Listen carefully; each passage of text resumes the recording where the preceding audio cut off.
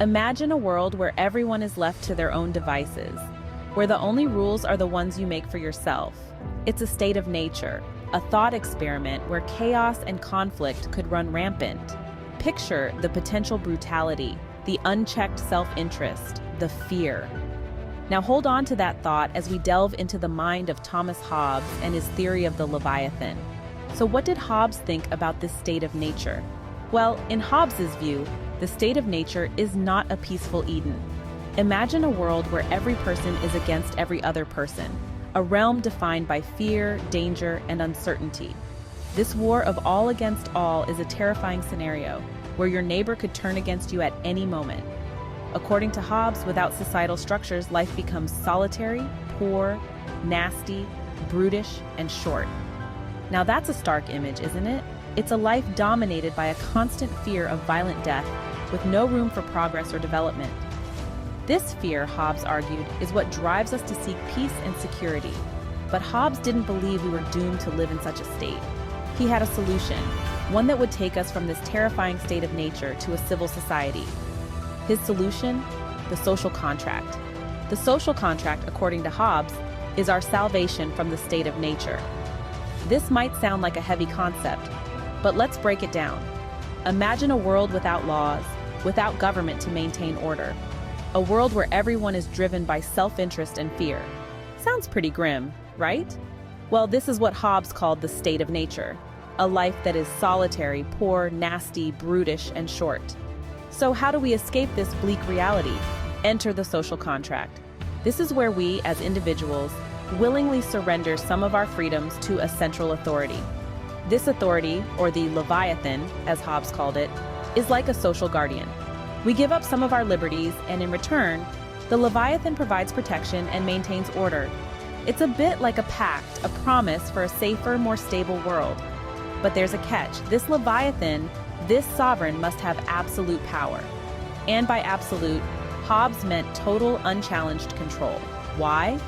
Because without such authority, society risks slipping back into the state of nature, that chaotic, every man for himself world that we're trying to avoid. Now you might be thinking, absolute power, isn't that a bit extreme? Well, Hobbes thought it was necessary.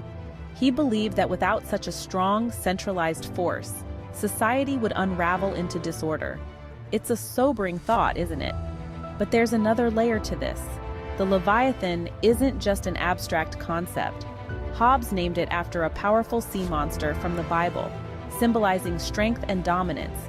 He wanted the government to be as mighty as this Leviathan, to command respect and to maintain control over society. So there's the crux of Hobbes' argument, the social contract in the Leviathan. It's a trade-off, a balance between individual freedom and collective security. It's about giving up a little to gain a lot, about sacrificing some personal liberties for the greater good of society. Now, you might be wondering, does this theory still hold relevance today? Let's find out. While we don't live under absolute monarchies today, Hobbes' idea of the social contract is still very much alive. This concept, a cornerstone of our modern democracies, manifests itself every day. When we obey laws, pay taxes, and follow regulations, we are participating in a social contract, exchanging some of our freedoms for the benefits of security, protection, and infrastructure. However, unlike Hobbes's Leviathan, power in our societies is not absolute. Instead, it's checked and balanced through a system of institutions, preventing any single entity from having total control. Yet, the requirement for an authority, a governing body, is still critical. Without it, we risk descending into the chaos and disorder that Hobbes so vividly warned against. Moreover, Hobbes's ideas extend beyond the realm of politics. They echo in our workplaces, institutions, and even personal relationships. We often compromise, surrendering a portion of our individuality for the sake of harmony and order.